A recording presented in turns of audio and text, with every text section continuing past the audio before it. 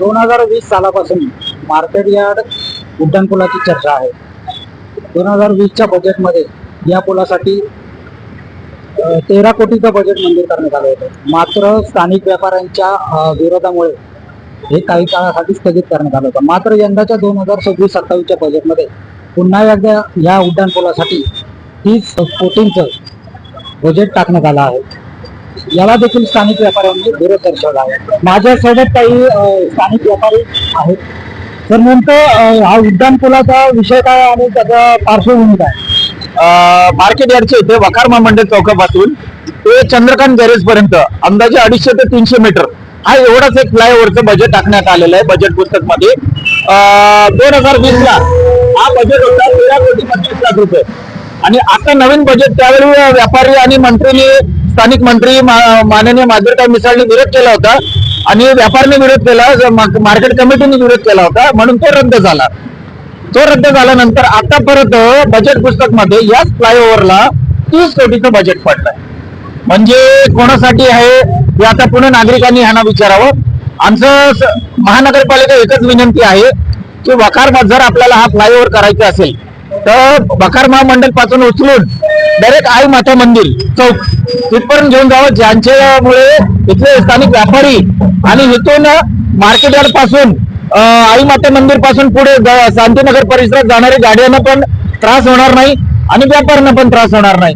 परंतु असं न करता फक्त 300 मीटर साठी हा फ्लायओव्हर केलं जातं, ज्यांच्यामुळे व्यापाऱ्यांना त्रास होणार आहे, इथून शांतीनगर परिसरात जाणारे गाडी धारकांना पण खूप मोठे त्रास होणार आहे. म्हणून आमची हात जोडून विनंती आहे, हा प्रस्ताव रद्द करा. कोणाचा हट्ट असेल तर हट्ट करू नका आणि इथून करायचेच असेल तर वखार महामंडळ पासून ते आई माता मंदिर नाहीतर कमीत कमी 9 नंबर गेट बस डेपोच्या इथपर्यंत घ्यावं अशी आमची मागणी आहे. या उड्डाणपुलासाठी स्थानिक आमदारांनी पण विरोध दर्शवला होता का? हा, याच्या आधी 2020 ला विरोध दर्शवला होता आणि त्यांच्या पुढाकाराने स्थानिक व्यापाऱ्यांच्या पुढाकारानेच हा रद्द करण्यात आलेला आहे. आमची एकच मागणी आहे, आताही करू नका, हट्ट करू नका, करायचेच असेल तिथपर्यंत घ्या, व्यापाऱ्यांना त्रास देऊ नका. आणि जे आपण एखाद्या मार्केटसाठी व्यापाऱ्यांसाठी जर काही विकासाचं काम करत असेल तर त्यांना विश्वासात घ्या. पहिला इथे व्यापाऱ्यांनाच माहित नाही की असं बजेट काहीतरी टाकण्यात आलेलं आहे. मी काल 3 दिवस झाला व्यापाऱ्यांबरोबर फिरतोय. व्यापाऱ्यांचा विरोध झाला याच्यामुळे. अनेक व्यापारी म्हणतात ह्याची गरजच नाहीये, याच्यामुळे अजून ट्रॅफिक वाढणार आहे, त्रास होणार आहे.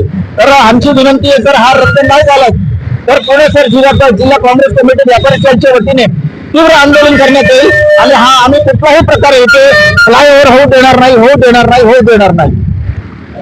याच्या अगोदर पहिला एक उड्डाणपूल इथे आहे, तर त्यानंतर या उड्डाणपुलासाठी घाट का घातला जातो? काय हे आम्हाला सामान्य जनतेला कळतच नाही ऍक्च्युली कशासाठी घाट घातला जातोय आणि याच्यातून फक्त स्वार्थ दिसतोय आमच्या दृष्टीने. त्यांचा काय अभ्यास असेल माहित नाही, परंतु आम्ही जो अनुभव घेतो, मी वर राहायला शांतीनगर जवळ आहे, मी रोज खाली अपडाऊन करतो, मार्केटला माझं ऑफिस आहे. येताना ट्रॅफिक जे जाम होतं त्याचा अभ्यासच या लोकांनी केला नाही. कशामुळे होतं? ऍक्च्युली पूर्वी जे 8 किंवा 10 टायरचे जे ट्रक होते ते आता कंटेनर झाले 20, 25, 24 टायर 30 टायरचे. आणि ज्यावेळेस जी पार्किंग स्पेस दुकानासमोर सोडलेली आहे गाडी खाली करताना, ती गाडी खाली करताना जागा कमी पडते आणि रोडच्या अर्ध्यापर्यंत नवीन हे कंटेनर उभे राहतात, त्यामुळे ट्रॅफिक जाम होतं. पहिली गोष्ट. दुसरी गोष्ट, तुम्ही जर मार्केट यार्ड म्हणजे आपलं टिंबर मार्केट ते अप्सरा चौकाचा जर ब्रिज पाहिला आणि खालचा रस्ता पाहिला तर वरचा ब्रिज केल्यानंतर खालून जायला रस्ताच राहणार नाही आणि मग मोठ्या गाड्या कशा जाणार, त्यामुळे व्यापाऱ्यांना त्रास होण्याची शक्यता आहे. तिसरी गोष्ट, जर उड्डाणपूल वखार महामंडळापासून आई माता मंदिर पर्यंत जर नेला तर व्यापाऱ्यांसाठी बी व्यवस्थित पार्किंगची जागा होईल, गाड्या व्यवस्थित मोठ्या लावता येतील आणि वर जे जाणारे लोक आहेत, कारण वर दादा व्यवस्थित विकसित चाललंय, मोठ्या प्रमाणात विकसन चालू आहे. तिकडे कमीत कमी आता नाही म्हटलं तरी जवळजवळ 10 लाखाच्या पुढची लोकसंख्या आहे वर. तर ह्या सगळ्या संख्येचा विचार करून तो जर उड्डाणपूल इथून डायरेक्ट आई माताला उतरवला तर सगळ्यांच्याच दृष्टीने तो फायदेशीर ठरेल. आणि जे आता उतार कमी करायचं जो टेंडरचं काम चालू आहे ते काम आज सकाळी चालू झालंय उतार कमी करणार. ते टेंडर आणि हे टेंडर जर एकत्र केलं असतं तर हा उड्डाणपूल आरामशीर तेवढ्या खर्चात तयार झाला असता. परंतु 2 वेगवेगळी टेंडर काढायची आणि हा 300 मीटर उतरायचं, त्यातून काही साध्य होणार नाही. याला आमचा पूर्ण विरोध आहे. व्यापाऱ्यांशी पण आम्ही चर्चा करतोय, व्यापाऱ्यांचा पण पूर्ण विरोध आहे. त्यांना या पुलामुळे कोणताही फायदा होणार नाही. तर व्यापारी ज्या जनादेशाच्या विरोधात म्हणजे मुळे आपण निवडून येतो तर जनतेला विश्वासात घेऊन आपण कामं करावी, जनतेच्या हितासाठी कामं करावी, स्वार्थासाठी नाही, एवढीच आमची इच्छा आहे. जर हा उड्डाणपुलाचा घाट घातला तर आम्ही तीव्र आंदोलन उभं करून हा न होण्यासाठी काळजी घेऊ. धन्यवाद. 6 वर्षापूर्वी 13 कोटीचा टेंडर मंजूर करण्यात आले होते. पण या बजेटमध्ये 17 कोटींनी वाढ झाली, तर याबद्दल काय आहे? साहेब काय बदल झाला? त्यावेळी 2020 ला 13 कोटी 32 लाख रुपयाचा हा टेंडर बजेट होता. जाहिरात आहे माझ्याकडे त्यावेळीची, ही जाहिरात आहे त्याची.